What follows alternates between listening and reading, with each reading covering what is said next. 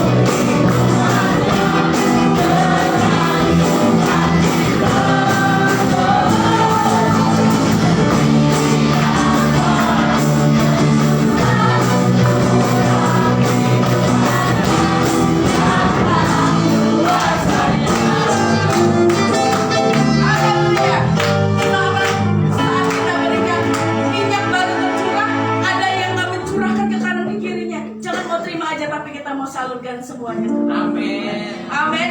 Kita akan pujian ini kembali dengan lebih sukacita kembali buat Tuhan kita, Roh Kudus yang tercurah. Haleluya. Tunjukkan sukacitanya buat Tuhan.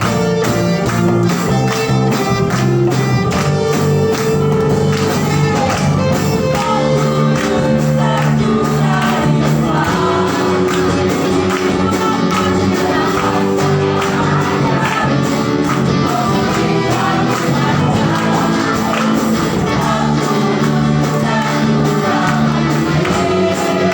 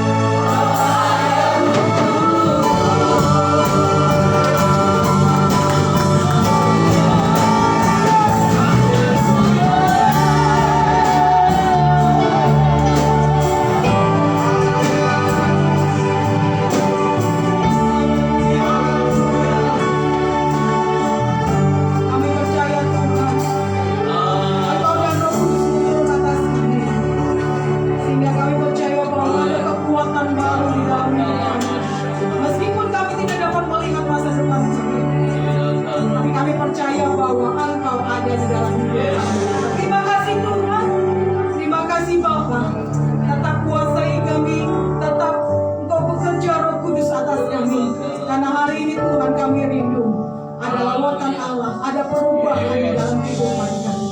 Kami mengucap syukur Tuhan, menyerahkan pemberitaan firman-Mu pada pagi hari ini hanya di dalam nama Tuhan Yesus. Amin. Amin. Amin. Haleluya. Puji Tuhan. Shalom. Terima kasih untuk tim pujian dan musik yang sudah melayani kita untuk masuk di dalam Tuhan, dalam hadirat Tuhan. Tetap kita dalam connect kita dengan hadirat Tuhan, ya. Karena kita datang ke tempat ini, kita mau fokus pikiran kita, hati kita tujukan kepada Bapa. Haleluya, haleluya, haleluya. Tema kita dalam 1 bulan ini tentang Roh Kudus, ya. Dan sebelum Yesus terangkat ke surga, Dia ataupun Yesus berkata bahwa aku akan meminta kepada Bapa dan Ia akan memberikan Ia akan memberikan seorang penolong yang lain. Ia akan memberi penolong yang lain, yaitu Roh kebenaran. Di dalam Yohanes 14 ayat ke-16 sampai 17 di sana dikatakan. Namun kita bandingkan kembali dengan Kisah Para Rasul 1 ayat yang ke-8. Wow, ini adalah ayat yang sangat-sangat luar biasa ya pada khususnya untuk kita sekalian, yaitu tetapi kamu akan menerima kuasa kalau Roh Kudus turun ke atas kamu, dan kamu akan menjadi saksiku di Yerusalem, Samaria, dan sampai ke ujung bumi. Wah, luar biasa. Yesus, Dia akan naik ke surga. Dia berkata kepada setiap murid yang Dia temui. Karena pada waktu itu saya yakin dan percaya bahwa selama pengiringan, selama Yesus hidup, Dia melakukan banyak sekali mujizat dan murid-muridnya itu mulai tenang. Gak apa-apa lah, ada Yesus ini, ada guruku, ada rabi yang akan melakukan mujizat. Namun ketika Dia mati dan Dia mau naik ke surga, sudah mulai kasak-kusuk tuh murid-muridnya. Gimana ini nanti kalau nggak ada rabi kita, nggak ada guru kita, nggak ada Yesus di dalam kehidupan pelayanan kita. Tapi Yesus berkata bahwa aku akan meminta kepada Bapa penolong yang lain untuk berada di dalam hidupmu. Dan Dia sangat luar biasa perkataan Yesus juga berkata bahwa engkau akan menerima kuasa kalau Roh Kudus turun ke atas kamu. Dan pada pagi hari ini saya akan mengajak kita sekalian mulai kembali. Yang sudah pernah belajar tentang Roh Kudus, ingat kembali. Yang belum mengerti tentang Roh Kudus, ayo hari ini saya mau ajak dulu untuk belajar bersama-sama tentang Roh Kudus. Hari ini kita mau pelajari tentang Roh Kudus. Siapa sih Roh Kudus itu? Ya, kadang-kadang saya akan bawa dulu. Siapa sih Roh Kudus itu? Roh Kudus adalah pribadi Tuhan di dalam konsep Tritunggal.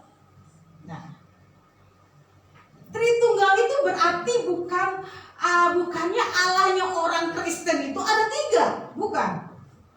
Tapi Tritunggal itu satu pribadi, namun 3 karakter di dalamnya, atau 3 peranan di dalamnya, ya. Yaitu pribadi Dia adalah sebagai Allah pencipta langit dan bumi. Yang kedua, Dia adalah sebagai anak, yaitu Yesus Kristus. Yaitu yang ketiga sebagai Roh Kudus. Peranannya berbeda, tapi Dia adalah satu, yaitu Allah. Itu Tritunggal. Jadi kalau orang-orang di luar sana mengatakan Allahnya orang Kristen tidak, bukan. Allahnya orang Kristen tetap satu, tapi peranannya berbeda-beda. Sama halnya dengan Koasek di rumah. Koasek di rumah sebagai siapa? Kepala keluarga. Ketika dia berada di luar, di pekerjaannya, dia sebagai karyawan. Dia berperan sebagai karyawan, ya. Dan tapi ketika dia sedang nyupirin bosnya, bosnya dalam artian dia juga karyawan, ya. Di situ ada peranan-peranan, namun tetap satu orang, tapi peranannya berbeda.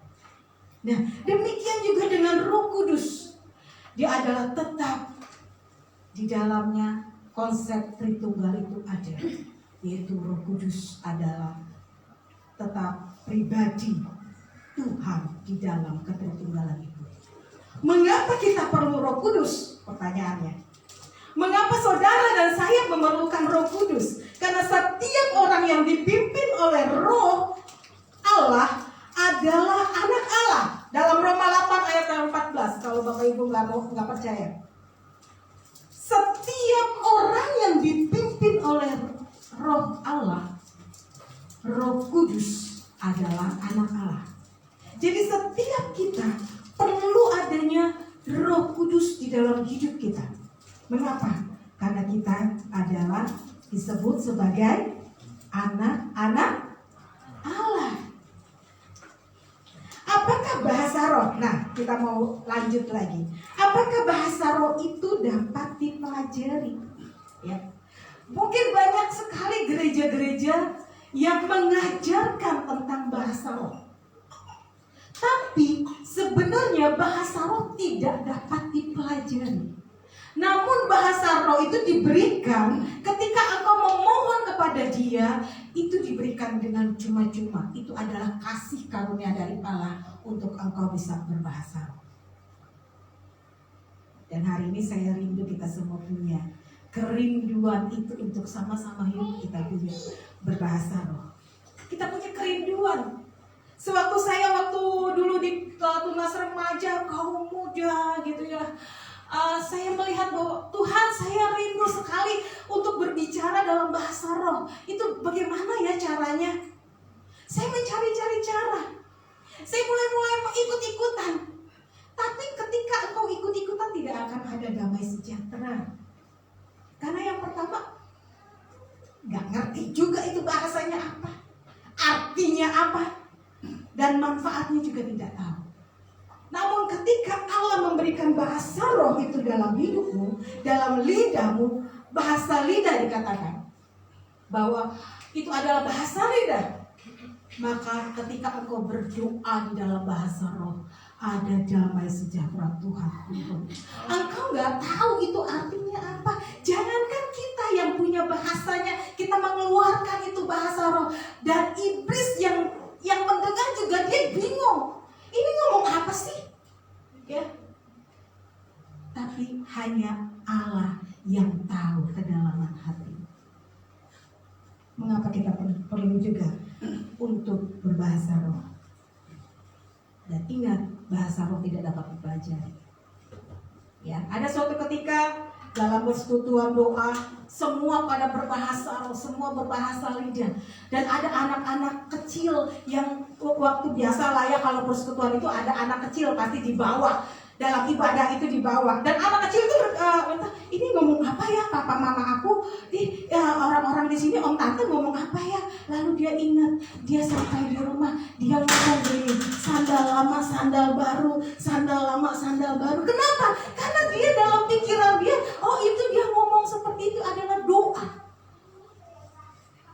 Namun tidak, saya katakan, bahasa roh tidak dipelajari seperti pelajaran matematika, pelajaran IPA, atau bahkan pelajaran sejarah. Tapi bahasa roh itu adalah karunia Allah yang diberikan kepada.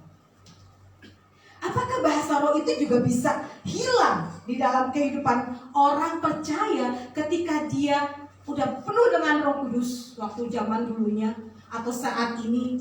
Ya, bisa bahasa roh hilang di dalam hidupnya kalau dia tidak dekat dengan Tuhan. Bagaimana bahasa roh itu harus dipupuk, harus selalu kita mau mupuknya itu gimana? Gak mungkin kita terus-terusan bekerja. Gak mungkin engkau akan ahli di dalam suatu pekerjaan kalau engkau tidak pernah mempraktekkan pekerjaan itu. Gimana seorang ibu yang biasanya masak, yang nggak bisa masak, dia harus berlatih ya, nggak usah jauh-jauh, berlatih bikin kue bolu yang tadinya bantet menjadi tidak bantet. Gimana caranya? Dia terus berlatih.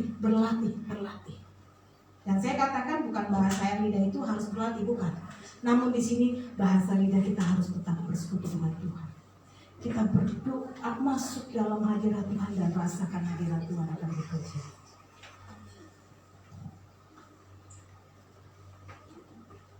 Yang selanjutnya, kadang ada pertanyaan. Apakah tanda yang lain apabila kita menerima kuasa daripada Roh Kudus? Ya, saya katakan bahwa bahasa lidah itu, bahasa roh itu hanya satu tanda yang akan diterima dalam setiap orang Kristen. Bukan berarti kalau engkau tidak berbahasa roh, engkau tidak punya kuasa. Tidak. Tetapi ketika engkau percaya kepada Yesus dan engkau dikatakan sebagai anak Allah, di situ engkau anak Allah, engkau menerima kuasa daripada Roh Kudus. Maka ada buah-buah roh itu.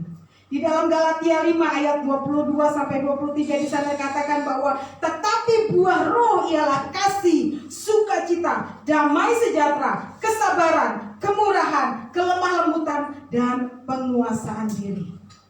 Itu adalah buah roh yang harus ada di dalam kehidupan setiap orang Kristen. Kalau seandainya engkau menyatakan bahwa aku anak Allah, aku penuh dengan kuasa, tapi kalau aku sudah bisa bahasa lidah, aku sudah penuh dengan Roh Kudus, tapi engkau masih pelit, saya katakan, itu tidak ada buah roh. Ketika engkau sudah dikatakan penuh dengan roh, tapi engkau masih arogan, engkau masih tidak punya kemurahan, engkau masih suka marah-marah, ingat, Roh Kudus itu lemah lembut dan ada penguasaan diri. Ketika engkau penuh dengan kuasa Roh Kudus, maka buah roh itu ada. Buah roh itu timbul. Dan pasti ada belas kasihan, ada kasih di situ, ada mau pengorbanan di situ. Itu adalah buah daripada buah roh itu.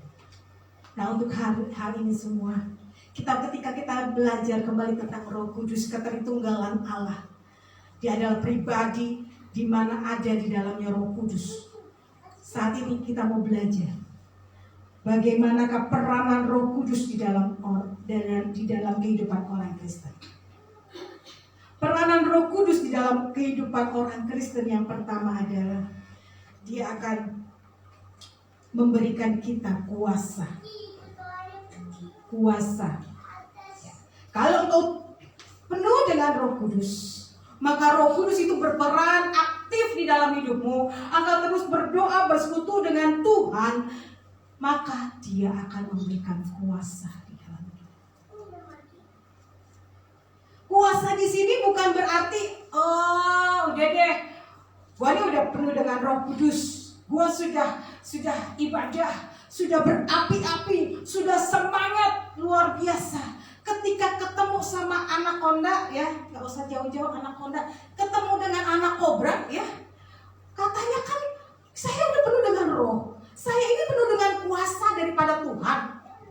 Kobra lagi mekar, ya, langsung ditangkap. Padahal kita nggak tahu, Bapak Ibu nggak tahu caranya, bagaimana nangkap itu ular. Jangan coba-coba mencobai kuasa itu. Bisa dipatok, ya, dipatok lumayan itu, ya, racunnya berbisa. Jangan kita petatang-petenteng, bahasa apa tuh petatang-petenteng, ya. Oh, saya penuh dengan kuasa, saya sudah berapi-api melayani Tuhan, aku punya kuasa daripada Maha Tinggi. Wah, kita lakukan hal-hal, misalnya, ini ada tawuran. Ada tawuran, kita langsung, gua kan punya kuasa, gua datang ke depan, ayo siapa yang berani sama gua, ya, hadapi gua. Gak lama ditusuk tidak langsung, ya, udah lewat, ya. Jadi kita punya kuasa di sini. Itu bukan berarti Roh Kudus memberikan engkau kuasa, tapi engkau menjadi orang yang sombong hati, menjadi orang yang tinggi hati. Tidak. Kalau engkau tahu engkau punya kuasa, ketika engkau sedang pergumulan hidupmu sedang berat, ketika engkau sedang dalam permasalahan yang cukup berat, datang kepada Tuhan dan katakan, Tuhan, aku percaya bahwa mujizatmu masih berlaku buatku hari ini. Amen. Itu adalah kuasa perkataan. yang nggak sembuh-sembuh, pengobatan yang luar biasa sudah dilakukan, tapi engkau tidak kunjung sembuh. Engkau beriman besar, aku punya kuasa yang besar kepada Allah dan aku akan sembuh. Maka engkau akan sembuh. Itu adalah kuasa daripada Tuhan yang diberikan. Ketika engkau sedang minum atau berkunjung ke rumah yang engkau nggak tahu kalau dia adalah dukun santet dan lain sebagainya, anak-anak muda ya harus hati-hati ya. Engkau tidak tahu ketika engkau dikasih racun untuk dijampe-jampe, dikasih jamuan itu, ketika engkau berdoa sebelum, makanya kalau sebelum makan, sebelum minum itu harus dalam nama Yesus.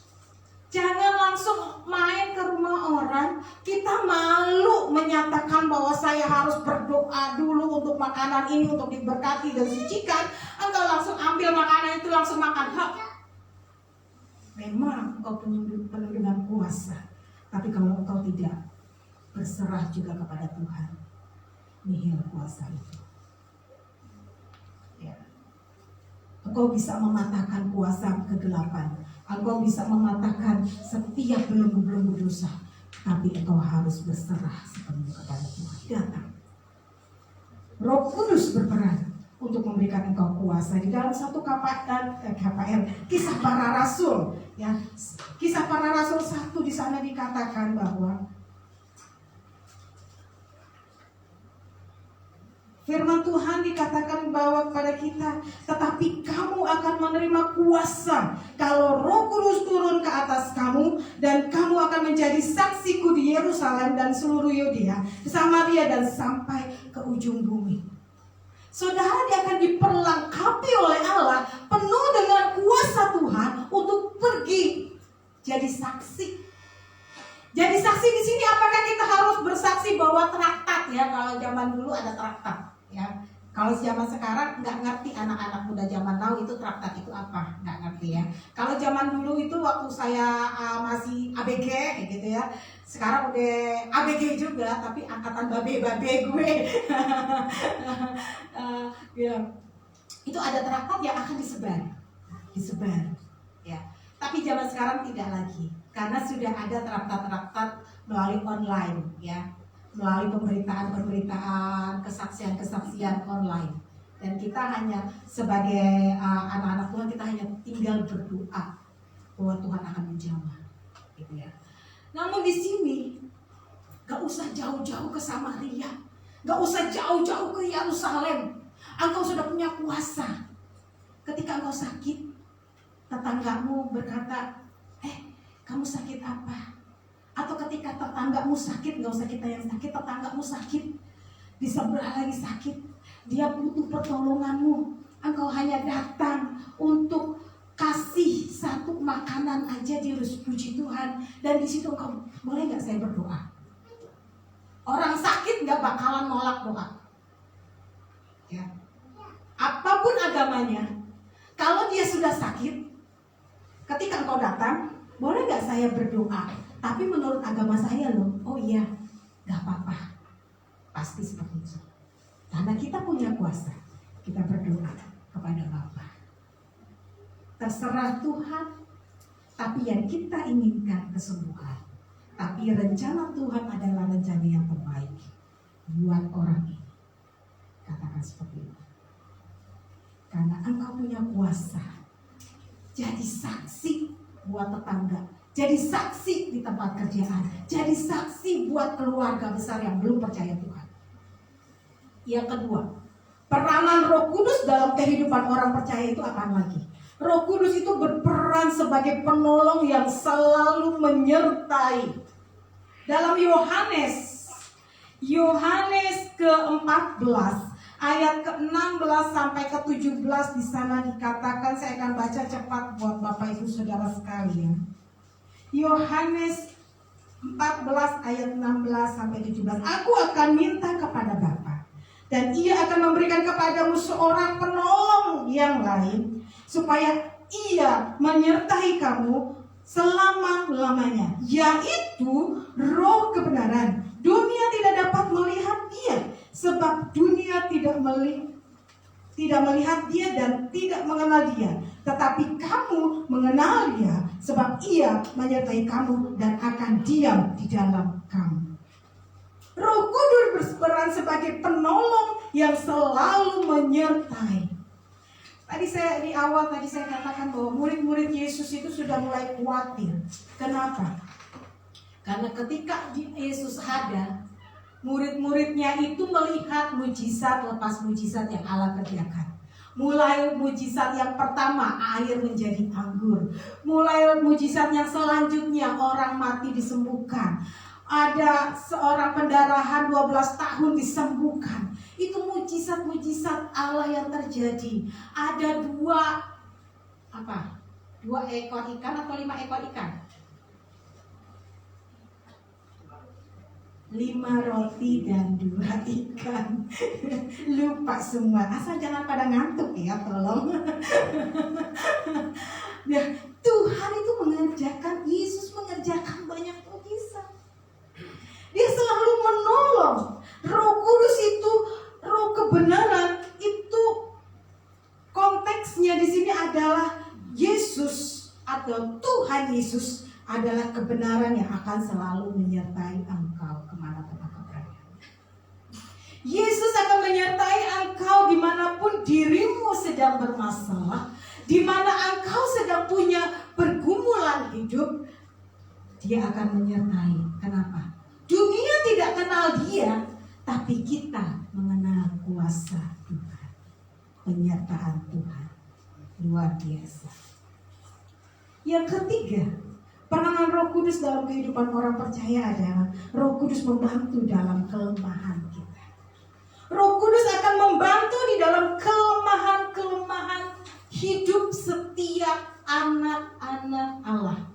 Di dalam Roma 8 ayat yang ke 26 sampai 27, firman Tuhan berkata kepada kita sekalian bahwa demikian juga Roh membantu kita di dalam kelemahan kita, sebab kita tidak tahu bagaimana sebenarnya harus berdoa, tetapi Roh sendiri berdoa untuk kita kepada Allah dengan keluhan-keluhan yang tidak terucapkan. Dan Allah yang menyelidiki hati nurani mengetahui maksud Roh itu, yaitu bahwa Ia sesuai dengan kehendak Allah berdoa untuk orang-orang kudus. Nah, ini kenapa kita penting sekali menerima baptisan Roh Kudus. Mengapa kita penting juga untuk menerima baptisan Roh Kudus, bahasa lidah itu. Karena kadang-kadang kita punya masalah yang terlalu berat dan sampai-sampai kita nggak bisa berdoa, betul? Pernah nggak ngerasain gitu? Tuhan, aku udah nggak tahu mau berdoa apa. Tapi ketika kau masuk kamar dan engkau hanya menangis di hadapan Allah dan tidak sadar bahwa ketika engkau menangis di hadapan Tuhan, kau bisa berbahasa lidah. Dan Tuhan tahu maksud daripada roh kebenaran itu adalah untuk menolong hidupmu. Roh Kudus membantu di dalam kelemahan kita. Sebagaimana kita adalah manusia yang lemah, tetapi ketika kita datang kepada Bapa dengan Roh Kudusnya, Dia dapat membantu kita lebih dalam lagi untuk mengeluarkan kelemahan kita, untuk memberikan jalan keluar. Bapak Ibu Saudara sekalian, seorang anak kecil, ya, ini ada anak kecil nih ya. Seorang anak kecil biasa dia bermain-main di lapangan. Ketika dia bermain di lapangan, dia tahu sekolah minggu. Di sekolah minggu diajarin tentang berdoa. Di sekolah minggu diajarin untuk doanya mengucap syukur. Ketika dia main dengan teman-temannya di lapangan dan tidak sadar itu ada bahaya yang menghampiri dia, yaitu ada satu kerbau yang sedang ngamuk. Kerbau itu lari untuk menghampiri anak ini, dan anak ini hanya bertunduk, dia lihat, dia hanya berkata, Tuhan Yesus berkati makanan ini. Padahal apa? Padahal nyawanya udah di ujung tanduk istilahnya. Tapi karena Tuhan tahu bahwa anak ini perlu diselamatkan, perlu ditolong, ya. Karena anak ini sedang lemah, walaupun doanya salah, walaupun doanya tidak tepat, maka Tuhan bagaikan kerbau yang mau menghampiri dia, belok ke sebelah timur. Bapak Ibu Saudara sekalian, ketika engkau sedang lemah, lihat ada kuasa Tuhan turun untuk menghampiri. Suatu ketika saya anak banyak, ya. Anak pertama lahir dengan berat 2,7, masih bisa lah, ya.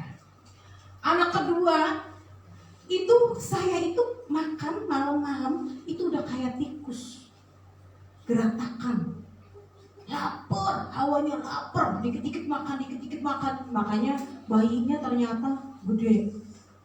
Waktu itu kami pelayanan di Anyer. Di Anyer itu belum ada USG.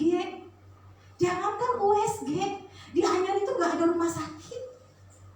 Adanya klinik sama bidan. Bapak Ibu kalau udah ke Anyer, coba perhatikan aja. Ada gak di situ rumah sakit? Ada. Rumah sakit harus ke Serang. Jauh. Wow. Klinik juga waktu itu ada di Cilegon. Dokter kandungannya ada di Cilegon. Gak semua klinik itu ada dokter kandungan di sana. Dan akhirnya apa? Waktu hamil anak kedua, saya hanya datang ke bidan kampung, ya. Bidan yang di situ yang praktek gitu ya. Ada satu bidan. Hanya ke bidan tiap bulan. Ya bidannya juga hanya ngecek, oh sehat, lainnya sehat. Oh sehat, nggak diukur. Ya, kalau di USG kan tahu ya, oh ini kurang badannya, harus makan coklat, harus makan es krim, apalagi yang enak-enak, bakso. Namun ketika makin gede, nggak tahu saya kalau anaknya ternyata sudah melebihi 3 kilo, bahkan 4 kilo. Wow. Itu gara-gara geratakan tuh kalau malam tuh ngemil, ya, cari makan, kelaparan. Begitu diperiksa, ini bidannya itu dia santai aja. Ya udah, padahal mungkin sebenarnya belum waktunya untuk melahirkan. Kalau menurut saya, ini belum waktunya melahirkan, tapi namanya bidan pengen buru-buru bisnis lah. Tetaplah cuan jalan terus ya. Akhirnya, ya udah, Bu, diinduksi ya, saya lihat, aduh induksi lagi. Anak pertama aku diinduksi, anak kedua dan ya udahlah. Emang kenapa? Enggak, kayaknya ini sudah cukup beratnya. Oke, dia nggak tahu. Begitu saya diinduksi dan itu pembukaan, mungkin udah full pembukaan. Saya nggak tahu itu dokter bidannya bagaimana. Udah diinduksi dan sakit luar biasa dan akhirnya, waduh. Ternyata lahirnya itu 4 kilo 4 on. Bapak Ibu tahu, ketika saya itu mau mengeluarkannya, dimaafkan saya buat yang laki-laki. Tuhan, gua udah gak sanggup. Terserah Tuhan deh, mau hidup. Tuhan kalau mau kasih, saya bilang gitu. Kalau enggak, saya berserah. Tapi Tuhan, saya mohon supaya selamat aja anak ini. Selamat saya. Saya berserah sama Tuhan. Kenapa? Karena memang udah gak sanggup, saya bilang gitu. Itu bidan luar biasa, langsung semuanya dipotong-potong. Dan akhirnya saya diobras. Wah, itu demi menyelamatkan seorang anak. Anak itu ternyata bidan langsung, anaknya 4 kilo 4 on. Udahlah kita anggap 4 kilo lah. Ya 4 on nggak usah katanya. Ya udah terserah lah, di diskon kayak gimana diapain terserah. Yang penting anak gua selamat. Pak Ibu, saya lihat di sini. Ketika saya lemah, mujizat Allah terjadi. Itu saya bilang sama bapaknya, Pak doain. Saya udah nggak kuat. Saya bilang, ketika saya bilang Tuhan aku udah nggak kuat, dan itu mujizat Tuhan langsung keluar anak itu. Itu mungkin menurut kita hal yang sepele ya, tapi nggak sepele juga sih, karena itu nyawa gitu kan. Tapi ketika saya berharap sama Tuhan aku udah angkat tangan. Tuhan aku lemah, Tuhan aku udah gak punya kekuatan kekuatan. Bayangin aja kalau induksi itu sakit luar biasa, udah sakit seharian, nggak keluar-keluar, udah kita tahan sakit, tapi ketika kita mau keluar nggak bisa. Saya bilang, Tuhan aku udah lemah, terserah Tuhan.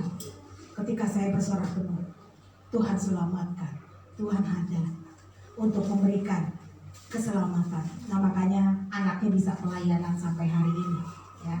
Anak yang paling ganteng di keluarga, ya. Karena laki-laki satu-satunya maksudnya.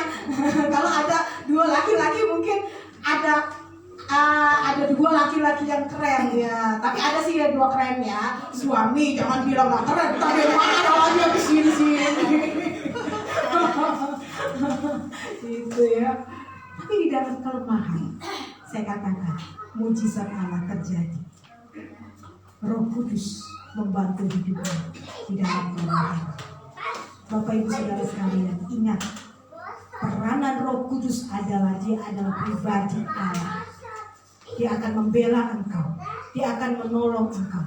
Saya nggak tahu permasalahan hidupmu hari-hari ini, tapi yuk pada pagi hari ini kita mau sama-sama berdoa. Kita mau sama-sama tundukkan kepala di hadapan Tuhan. Kita mau sama-sama berserah sepenuhnya kepada Tuhan. Tuhan, aku gak sanggup. Tapi ingat, peranan Roh Kudus di dalam kehidupan. Dia akan memberikan kuasa di dalam hidupmu. Dia berperan juga sebagai penolong hidupmu. Dia akan membantu engkau mencari jalan keluar ketika engkau sedang dalam kelemahan. Pada pagi hari ini, mari kita tundukkan kepala di hadapan Tuhan. Kita berseru kepada Tuhan, kita berserah kepada Tuhan. Haleluya Yesus. Mari saya bantu tim musik lagi ke depan membantu saya. Haleluya. Masih di dalam hadirat Tuhan.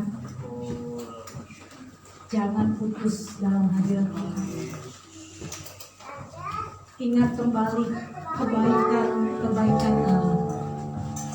Yesus memang tidak ada lagi di dunia ini, tapi dia mengirimkan Roh Kudus-Nya untuk membantu kita.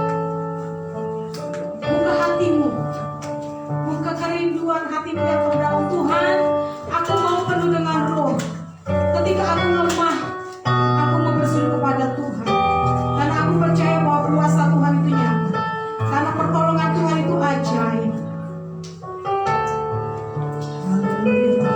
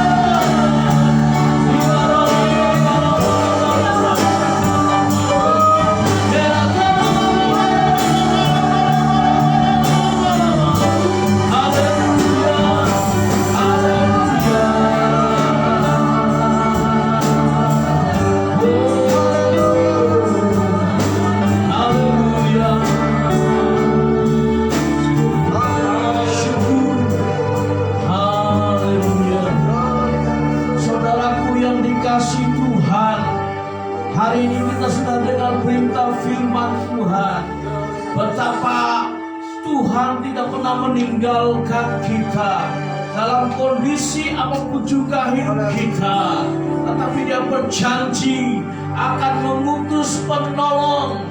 Dia akan mengutus Roh Kudus supaya hadir dalam hidup kita. Bukan hanya hadir, tetapi Roh Kudus yang akan memberikan kemenangan, pertolongan dalam kehidupan saya dan saudara. Haleluya, haleluya. Oleh karena setiap saudara yang memiliki pergumulan, engkau yang sedang menghadapi tantangan, engkau yang sedang gelisah hatimu berduka oleh berbagai masalah-masalah yang engkau hadapi, hari ini bukalah hidupmu supaya kuasa Roh-Nya bekerja atas hidupmu. Haleluya, haleluya, haleluya, haleluya. Kuasa itu akan bekerja memberikan penghiburan bagimu. Kuasa itu akan bekerja memberikan kemenangan bagimu. Roh Kudus oleh kuasanya bekerja saat kita bergumul, bahkan tidak bisa berdoa, doa itu akan disampaikannya. Haleluya, haleluya, haleluya, haleluya. Berapa di antara saudara yang sudah dengar berita firman Tuhan, baik yang di rumah Tuhan maupun masing-masing, engkau merindukan pekerjaan Roh Kudus ada dalam hidupmu, kepada yang katakan di hadapan Tuhan. Haleluya, haleluya, haleluya. Yang kedua, berapa saudara merindukan Roh Kudus menyembuhkan, Roh Kudus memulihkan, Roh Kudus memberkati saudara dan curah berkatnya ke saudara. Waktu kuasa itu ada bagi saudara. Haleluya, haleluya. Hamba berdoa di dalam nama Yesus, buat semua yang sedang merindukan Roh Kudus bekerja dalam hidupnya. Hari ini Tuhan nyatakan kehadiran Roh Kudus di dalam diri mereka. Di dalam nama Yesus Kristus, setiap pergumulan, setiap tantangan yang sedang dihadapi, biar kuasa Roh bekerja memberikan kemenangan dalam nama Yesus Kristus. Setiap pribadi yang percaya kepada Tuhan Yesus, yang sedang membuka dirinya untuk pekerjaan Roh Kudus hari ini, oh di dalam nama Yesus, nyatakan tuntunanmu ya Roh Kudus, pimpin hidup umatmu, dan biar dari hari ke hari bisa terus mantap menjalankan kepala firman Tuhan dan mengalami pembaruan hidup, berkemenangan di dalam Tuhan. Terima kasih ya Tuhan. Kita berdoa menyerahkan ke dalam tangan kuasa-Mu. Terima kasih Tuhan. Firman-Mu yang sudah disampaikan, biar dimeteraikan di dalam loh hati kami yang dalam, sehingga hidup kami bertumbuh di dalam Tuhan. Hormat pujian bagi nama Tuhan. Diberkati hamba-Mu Pendeta Eliana, dan terus dipakai guna hormat kemuliaan bagi nama Tuhan. Segala pujian hormat bagi Tuhan dalam nama Tuhan Yesus. Kami berdoa dan bersyukur. Yang percaya mari kita katakan amin. Tepuk tangan bagi Tuhan. Haleluya.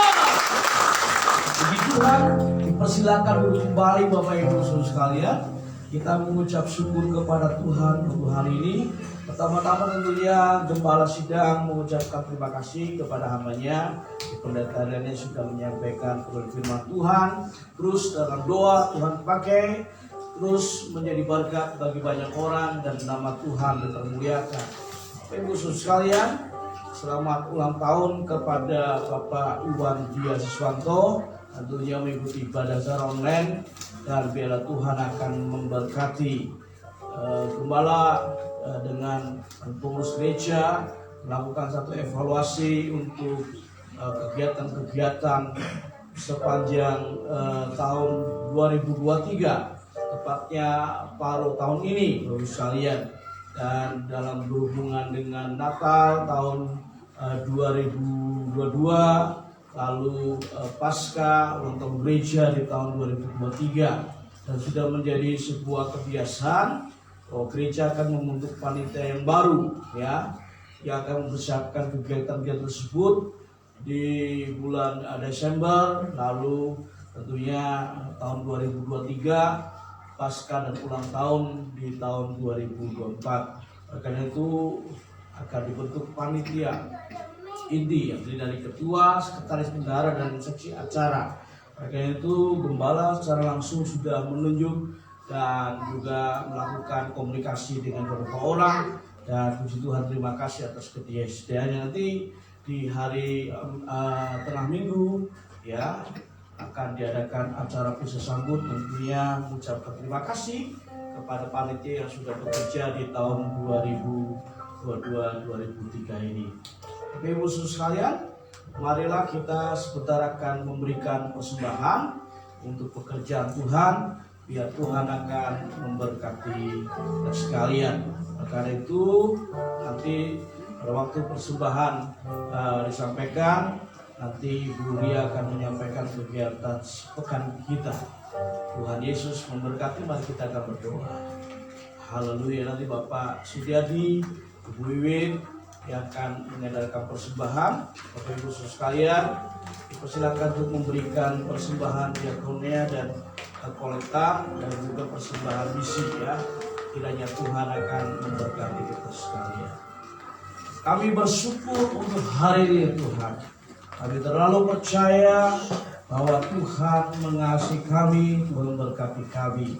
Sebentar akan memberikan persembahan pekerjaan Tuhan, ajar kami memberi dengan penuh sukacita. Kami percaya bahwa apa yang kami berikan, Tuhan tidak sebanding dengan anugerah keselamatan yang kami terima dan alami, merupakan anugerah dari Engkau Tuhan. Terima kasih Tuhan, ajar kami memberi dengan penuh sukacita, dan biarlah ini semuanya guna hormat kemuliaan bagi nama Tuhan. Dalam nama Tuhan Yesus kami berdoa, haleluya, amin.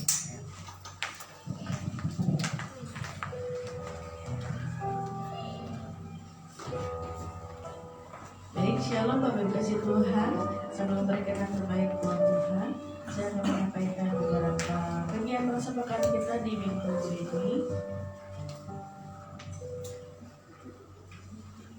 Hari Selasa sampai dengan Rabu 16 sampai dengan 17 Mei ada komunitas pastoral yang dilaksanakan oleh Bapak Gembala dan Ibu Gembala dengan perjanjian yang sebelumnya akan dilakukan. Lalu hari Kamis ini tanggal 18 Mei 2023, tanggal merah pastinya, karena ibadah kenaikan Yesus. Diharapkan Bapak Ibu kasih Tuhan bersama-sama datang beribadah bersama-sama di ibadah kenaikan Yesus Kristus. Dan dilanjutkan jam 10 itu selesai ibadah, kita ada pisah dan sambut panitia gereja. Kita mau kasih aplaus dulu buat panitia yang sudah berhasil melakukan tugasnya, dan selamat ya. Nanti DJ siapa yang akan terpilih menjadi ketua, sekretaris, dan bendahara, dan tim lainnya yang bersama-sama bergabung untuk melanjutkan program gereja di tempat ini.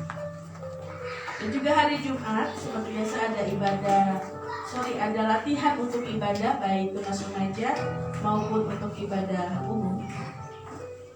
Hari Minggu ada ibadah di tempat ini jam 8 sampai dengan 9.30, dan ibadah raya anak 8.30 sampai 9.30 juga.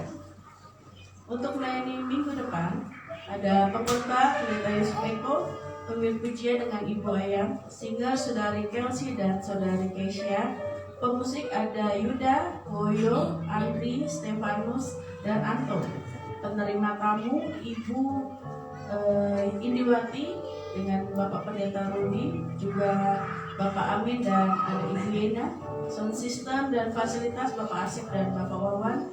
LCD operator Saudari Tabita, kolektan Saudari Karen dan Angel. Doa berkat ditutup oleh Pendeta Yusuf Eko Mudianto.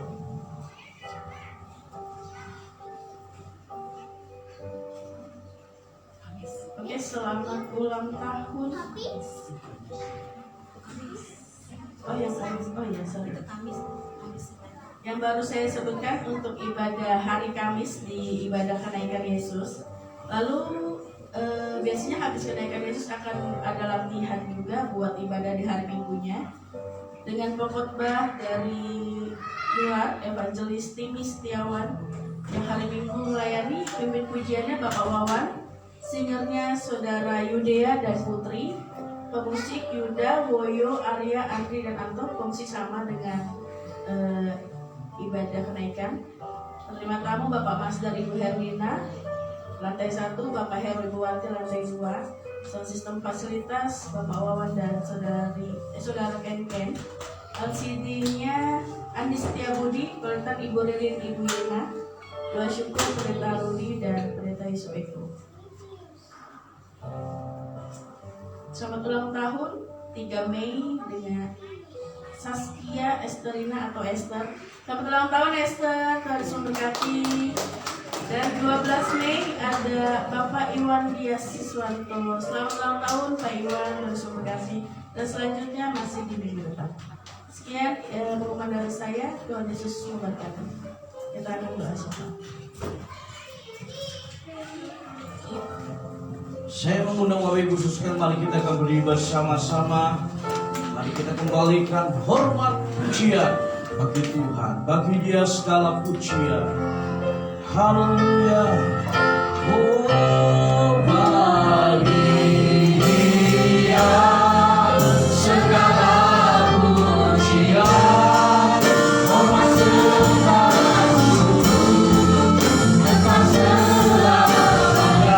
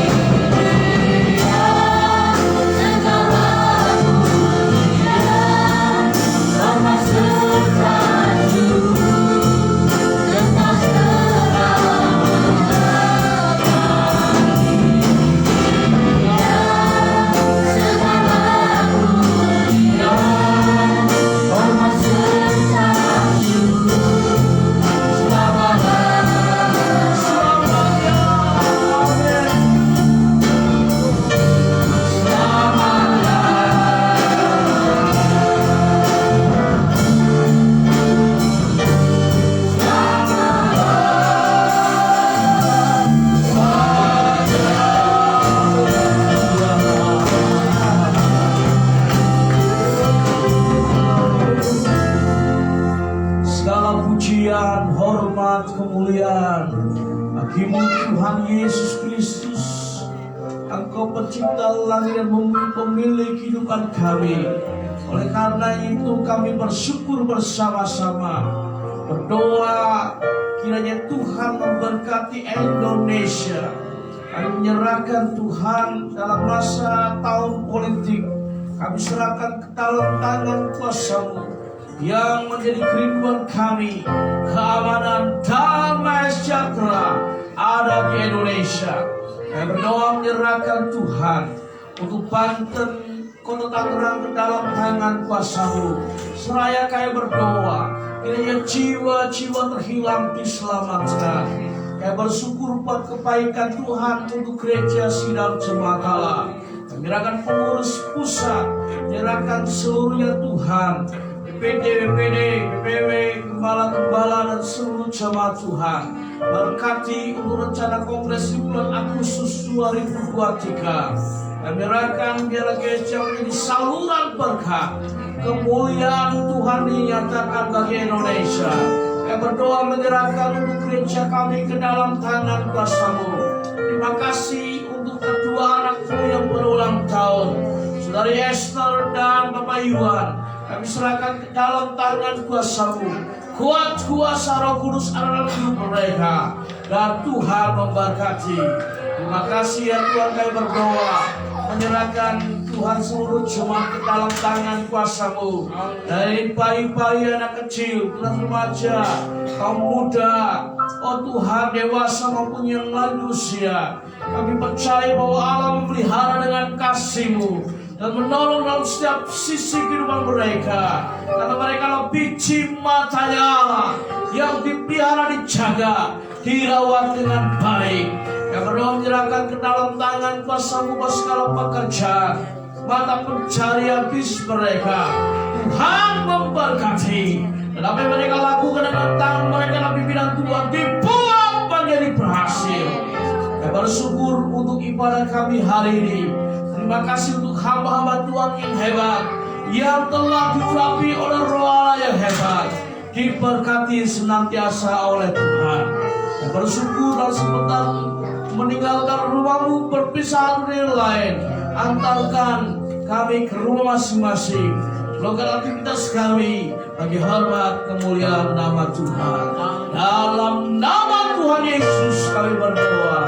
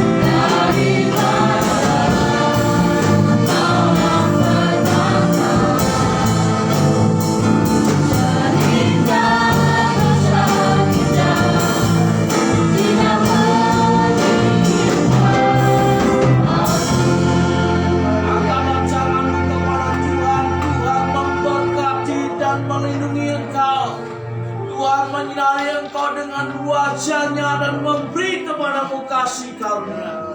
Tuhan menghadapkan wajahnya kepadamu dan memberi damai sejahtera-Nya. Sidang jemaat Allah yang dikasih Tuhan, terimalah berkat, damai sejahtera dari Allah Bapa, kasih karunia dari Tuhan Yesus, dan persekutuan bersama dengan Roh Kudus yang menyertai kita hari ini hingga Tuhan Yesus datang kali kedua, Maranatha, menjemput kita gerejanya. Setiap yang percaya diberkati Tuhan, mari kita katakan amin. Tuhan memberkati. Salam.